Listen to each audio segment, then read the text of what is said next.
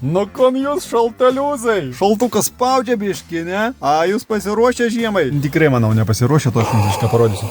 Pirmas būdas atitirpinti ledą nuo stiklo, papilti karšto vandens. Nu, gali biškį skilti, bet gal jums pasiseks, tai nežinau, norit rizikuoti ar nenorit, tai jau čia jūsų pasirinkimas. Bet iš savo praktikos tai nerekomenduoju. Populiariausias būdas, ne šitas, o šitas blogis. Ir nesvarbu, brangi ar pigi, piskars, šmiskars, jo viskas braižo. Plastikinė ar metalinė, mes braižom savo mašiną, stiklus, o paskui sakom, kad tunelinės plovyklas subraižė. Yragi kitokių normalių būdų, pavyzdžiui, trečias.